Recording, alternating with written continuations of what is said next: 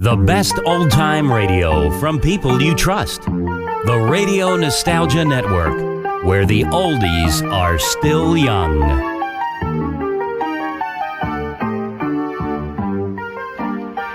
It's a foggy night, a perfect night for a mystery. Tonight, Mystery Theater presents mystery thriller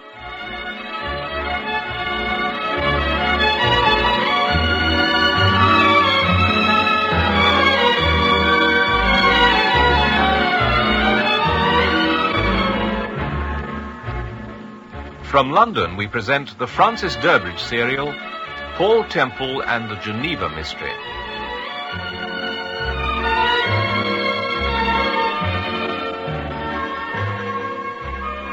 Episode 2, Concerning Mrs. Milbourne.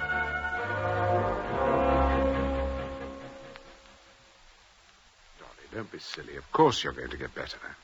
I'm too young to die. Remember that, Mr. Temple. Too young to die. Now, don't worry. You're in very good hands and you'll soon be feeling better. If there's anything you want, I'll see you get it, Dolly. Thank you. Now, tell me, were you beaten up because you warned me about the Milbourne case? Yes. Yes, I think so. Who did it? I don't know. I honestly don't know. But, Dolly, you must have some idea who did it. Look, I told her this morning. You mustn't get mixed up in this affair. You mustn't. All right, Dolly. I'm afraid that'll have to be all this time, Mr. Temple. Nurse, the screen.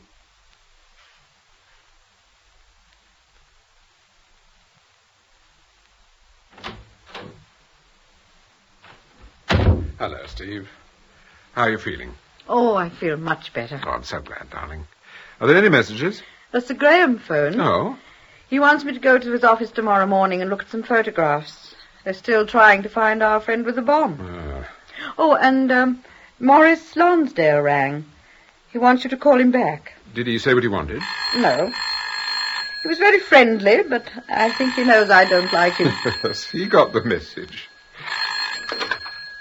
Hello? Temple, this is Morris Lonsdale. Oh, hello. I've been turning over in my mind the conversation we had earlier on, and I remember now that I did mention you and Margaret to a friend. Oh? I discussed the car accident at some length, and I'm pretty certain I told her that Margaret was going to consult you. I see. But there's nothing to worry about, Temple. Frida's the soul of discretion. Frida, did you say? Yes, Frida Sands. You probably met her. No, I don't think I have. Well, we must rectify that. I'm sure both you and Mrs. Temple would like her. I'll arrange a little dinner party one evening. Oh, that'll be very pleasant. Meanwhile, if any other name occurs to you in this connection, do give me a ring. Yes, of course. Goodbye, Temple. Goodbye. Steve, do you know a woman called Frida Sands? Frida Sands? Isn't she a secretarial bureau in Baker Street? Yes, that's right. I knew the name was familiar. What about her? Apparently she's a friend of Lonsdale's. He told her about the car accident and that his sister intended to consult me. Well, is that important? Could be. It's obvious that the attempts on our lives and the attack on Dolly Brazer are related. Someone's determined to stop me from investigating this case. And you think that someone could be Frida Sands? Excuse me, sir. Mrs. Milbourne's here. She says she's got to see you. She's in a terrible tiz, I'm afraid. Ask her to come in, Charlie. Yes, right, Briggs. I'll see Mrs. Milbourne on her own, Steve, if you'd like to go to bed. Oh, no, I'm too curious. I want to know what she wants at this time of night. Right. Good evening. Oh, Good evening. Come in, Mrs. Milbourne. So sorry to trouble you at this time of night, but I just had to see you. Why, what's happened? I've got definite proof now that it wasn't my husband who was killed in that car accident. There's absolutely no doubt that Carl is still alive. I take it something's happened since we last met. Yes. About 4:00 this afternoon, I wasn't feeling at all well, and I went to bed for an hour or two. I was just dozing off when the telephone rang.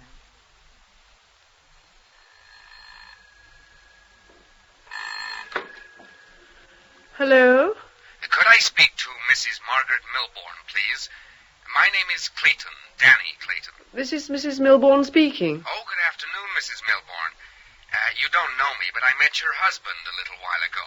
Oh? If it isn't intruding on your privacy, I think it'd be a good idea if we had a little talk sometime. Where did you meet my husband? In Geneva.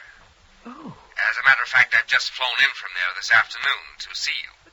Who are you exactly? What is it you want? I'm Danny Clayton. I'm 30 years old. I was born in New York. I work for Julia Carrington in... Julia Carrington, the film star? That's right. I'm her, confidential secretary, amongst other things. But what is it you want to see me about? About your husband. It's very important. All right, Mr. Clayton. Where shall we meet? I'm staying at the New Wilton Hotel. I'll see you in the cocktail bar downstairs in, let's see now, it's 5 o'clock in exactly 1 hour. I'll be there. I'm sure you will, Mrs. Milbourne.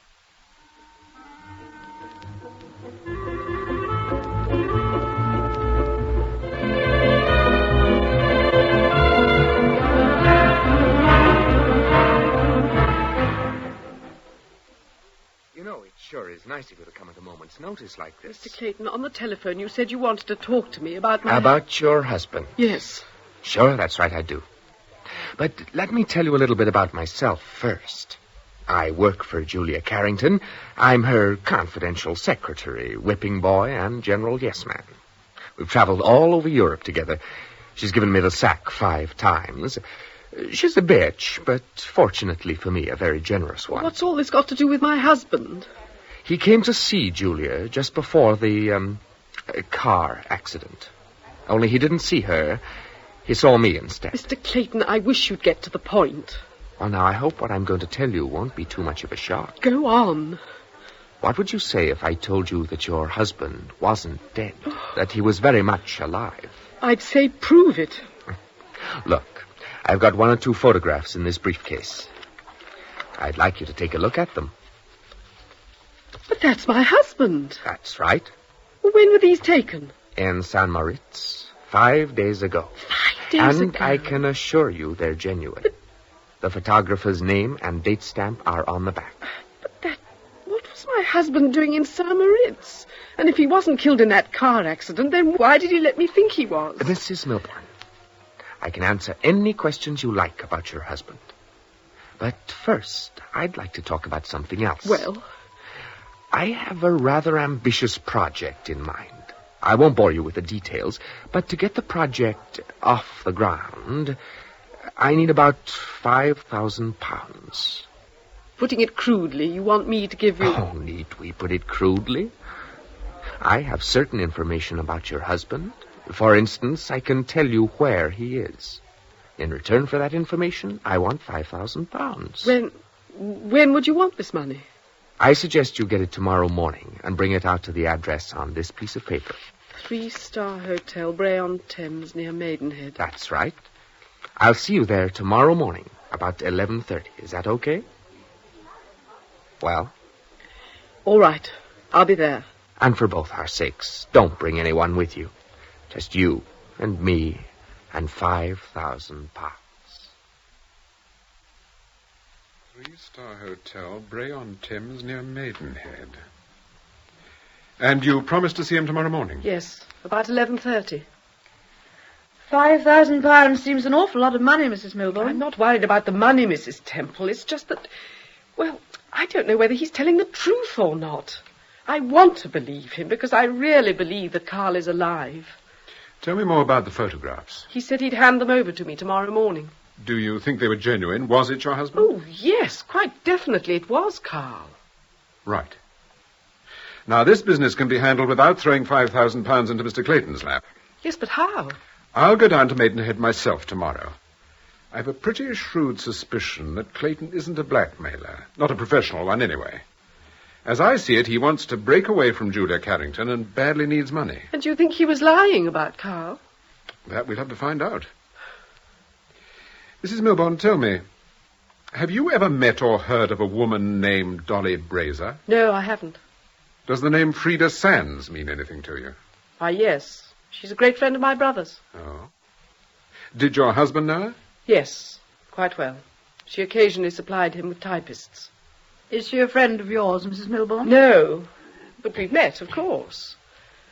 I should imagine Frida's friends are mostly men, preferably men who can put business in her way. But why are you interested in her? Your brother told her that you were consulting me.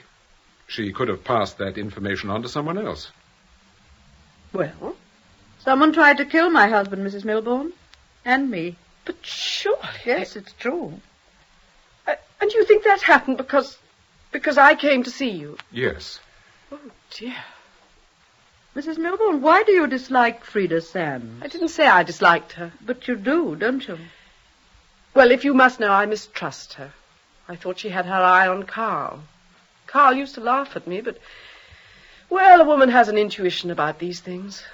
Then is it possible that Miss Sands may know something about this affair, about your husband? Yes, I suppose it is.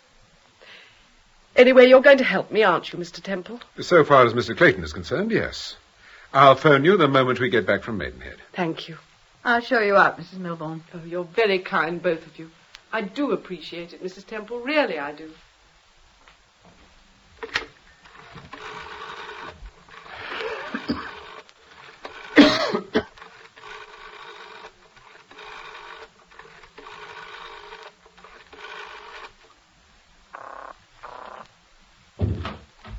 Who are you phoning, Paul? I'm trying to get hold of Vince Langham. The movie director? Hmm. Why do you want to talk to him? He once tried to lure Julia Carrington out of retirement. If he met her, then 10 to 1... He met Danny Clayton. Right. Mayfair 3925. Oh, could I speak to Mr. Langham, please? I'm sorry, he's not here at the moment. Is that Mrs. Langham? Yes? Oh, this is Paul Temple. Oh, hello, Mr. Temple. How are you? I'm fine, thank you. Is Vince in Hollywood? No, he's on location at the Calendar Club. He'll be there all night if you want to get in touch with him. The Calendar Club? That's right. It's just off Leicester Square. Well, this doesn't sound very much like Vince. What's that husband of yours up to these days? He's doing a musical for his sin.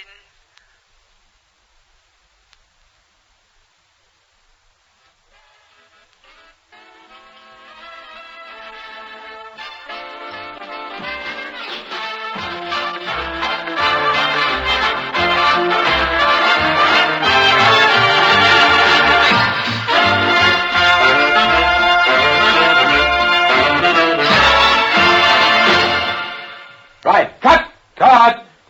All right, everybody, take 20 minutes. 20 minutes. Everybody back in 20 minutes. All right.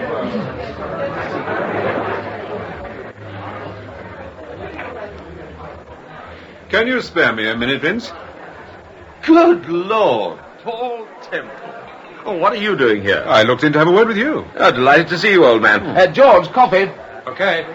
I say, you've got quite a set-up here. How long have you been on this epic? 4 months.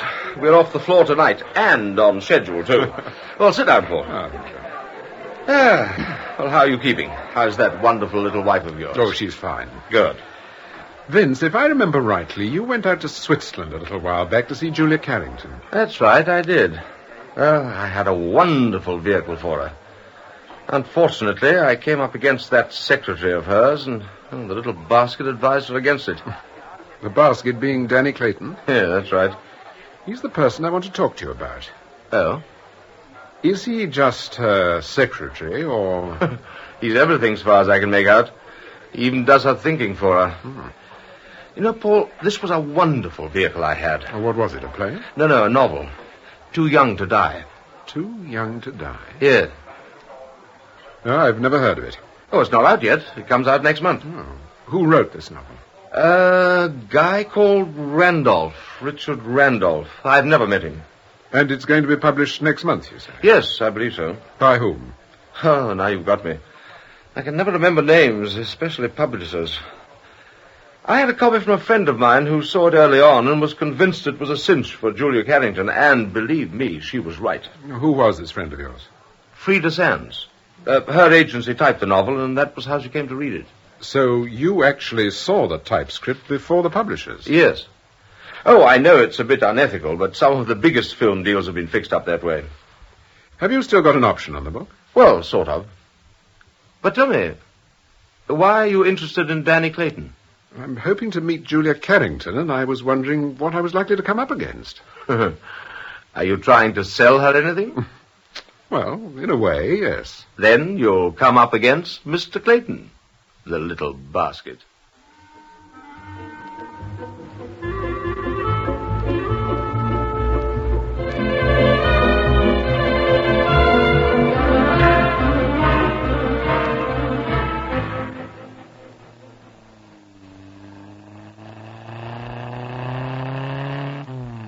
the phone before we came out.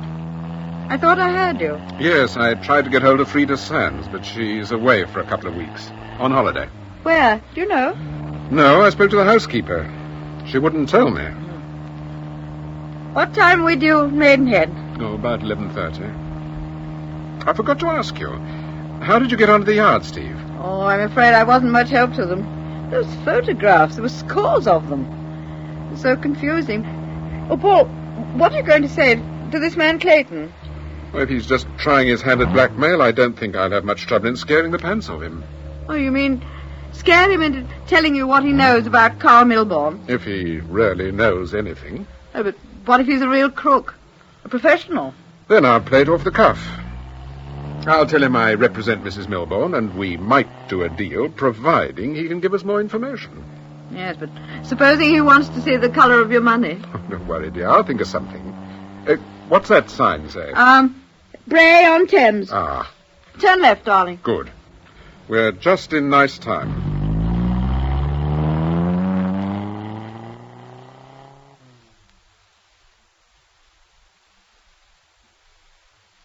Oh, good morning. Are you the landlord? Yes, Gadd's the name, Sir Charles Gadd. What can I do for you? I'm looking for a Mr. Clayton. I believe he's staying here. No, he was going to stay, sir. He had a reservation, but he dropped in this morning and cancelled it. Oh? You're not Mr. Temple by any chance?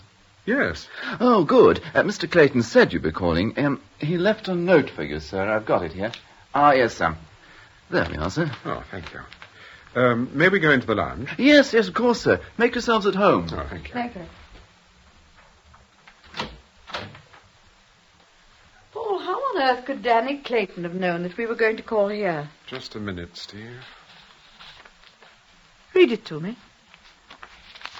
Dear Mr. Temple, if you are interested in what happened to Carl Milbourne, I suggest that you meet me at Peter's Folly.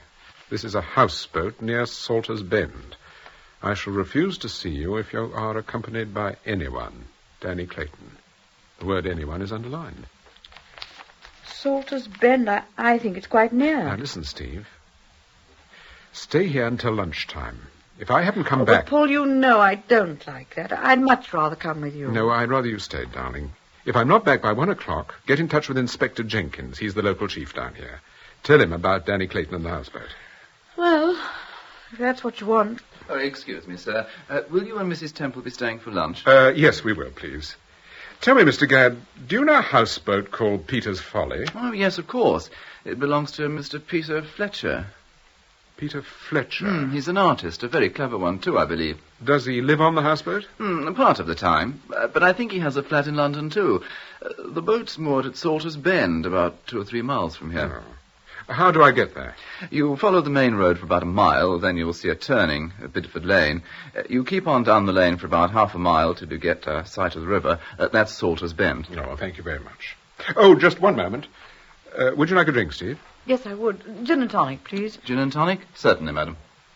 Now, don't worry, Steve. I'll be back in an hour.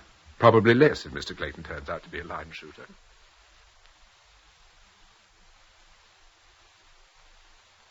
Gin and tonic, madam? Oh, thank you.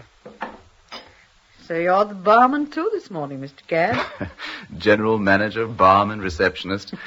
We have our staff problems like everyone else, I'm afraid. Yes, don't we all? Anyhow, the kitchen staff is at full strength, so I can guarantee you'll get a good lunch. Oh, excuse me, Mrs. Temple. Certainly. Hello? No, he's just left. About 2 or 3 minutes ago. Yes, she's here. Will you hold the line, please? Mrs. Temple, there's a call for you. For me? Well, it was for Mr. Temple, but when I said he wasn't here, they asked for you. Who is it? Do you know? The gentleman didn't say, madam. All right. I'll take it. Hello? Mrs. Temple? Yes? Mrs. Temple, listen, this is urgent. Has your husband gone to the houseboat? Yes, he's just left. Well, go after him. Stop him. Tell him not to pick up the book. Not to pick up the book? Hello? Who is that? Hello? Is anything the matter, Mrs. Temple? I've got to get a taxi straight away, Mr. Gadd. Oh, I'm afraid there isn't a taxi around here, not for miles. Well, have you got a car? Yes, but I'm afraid I can't leave just now, Mrs. Temple. But I really must have a car. Is this really urgent? Yes, it is. I've got to get to my husband as quickly as possible. Okay, I'll get the car. Thank you. The garage is at the back of the hotel. It'll be quicker if we go this way.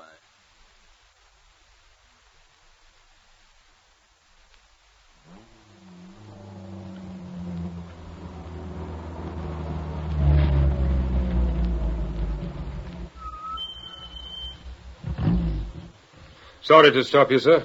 Would you mind telling me where you're going? What's the matter, Constable? Something wrong? I'd be glad if you'd answer my question, sir. Yes, all right.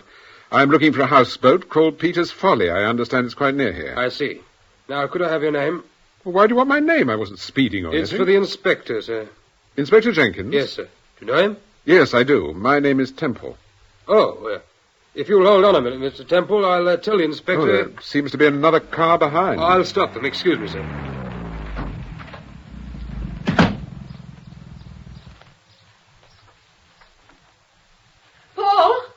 Paul, are you all right? Steve, I told you to stay at the hotel. Thank you, Mr. Gadd. Okay, Mrs. Temple. Steve, what's happened? A man telephoned, and he wanted to speak to you. He asked me if you were going to the houseboat, and when I told him you just left, he said, tell him not to pick up the book. Not to pick up the book? Yes. Is that all he said? Yes. Who was this man? I don't know, darling. He did give me his name. Oh, Paul, what's happening down there? It's a police hold-up of some kind. There's an ambulance. Oh, they're carrying someone on a stretcher. Mr. Clayton? I don't know, Steve. Oh, anyhow, here's the inspector. Good morning, Mr. Temple. This is a surprise. Ah, good morning, Inspector. Steve, this is Inspector Jenkins. Oh, How do you do, madam? This is a bit off your beat, isn't it, Mr. Temple? I thought you spent most of your time in London, in the West End. Oh, we move around, Inspector. I was looking for a houseboat called Peter's Folly. Were you now? Well, I've just come from there. Why were you looking for the houseboat? I had an appointment to see someone there. What's happened, Inspector? Has there been an accident? Hardly an accident, Mrs. Temple. Someone's been murdered. Hmm? Murdered? Yes.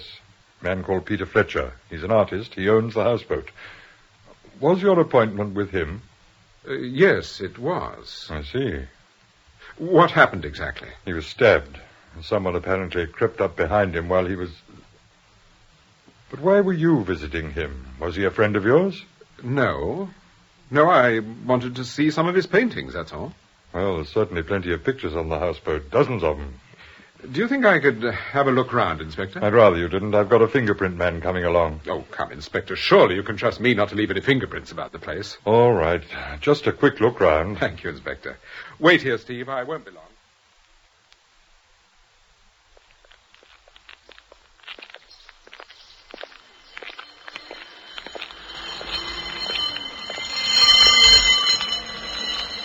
You say Fletcher was stabbed? Yes. Did you find the weapon? No. Probably at the bottom of the river by now. Who discovered the body? Oh, a woman in the next houseboat. The name of Harrison. She heard someone shouting, went to investigate. When was this? Oh, about an hour ago. Did she see anyone? No, unfortunately. By the way, Mr. Temple, didn't I see something about you getting your car pinched? Yes, you did. That must have pleased you. You must be losing your grip. We all have our off days, Inspector. Here we are. Here's the houseboat. And careful, this plank's a bit slippery.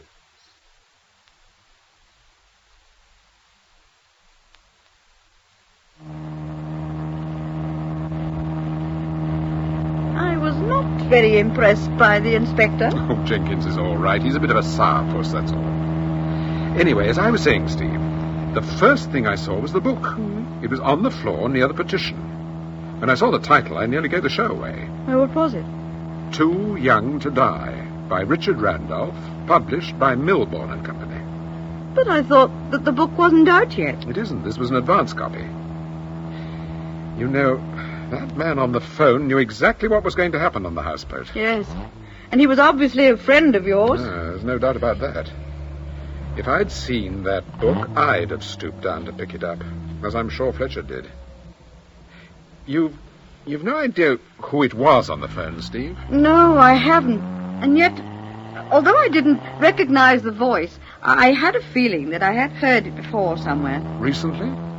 No, I don't think so. Well, think about it, Steve. It might come back to you. Where are we going now, Paul? Back to time? No, back to the hotel for lunch. I don't feel very much like lunch at the moment. I don't suppose you do, darling. But we can't let Mr. Gadd down. And in any case, I rather want to have another word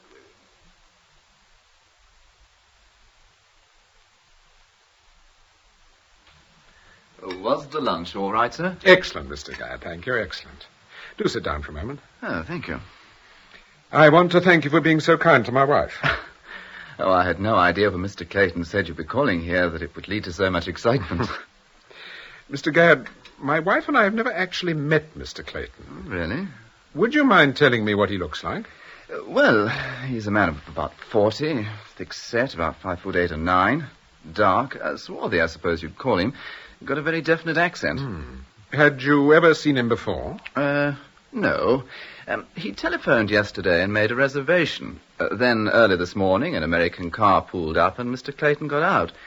He said he was very sorry he had to cancel his reservation, and would I be kind enough to hand a letter over to a Mr. Paul Temple, who he thought to be asking for him later in the day.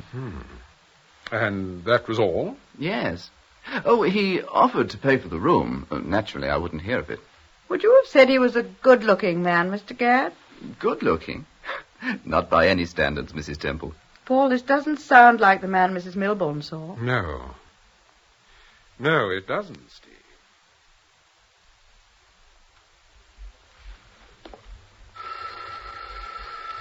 No, you really are the limit, Paul. You never have your front door key with you. Well, what about you? There's no point in my carrying a key if you've got yours. But I haven't got mine. Oh, come on, Charlie, come on. He's probably taken a day off. Oh, it's you. Well, who did you think it was? The man from the football pools? No, such luck, sir. Everything all right, Charlie? Yes, everything's fine. I'll take your coat. Thank you. Oh, there's a gentleman to see you, Mr. T. He's in the drawing room. He called about half an hour ago. Insisted on waiting. I just couldn't get rid of him. Did he give you his name, Charlie? Yes. He's an American gentleman, sir. A Mr. Danny Clayton.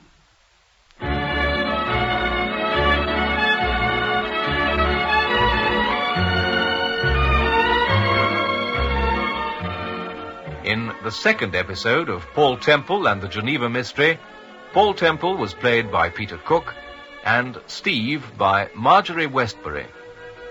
Production for the BBC was by Martin C. Webster.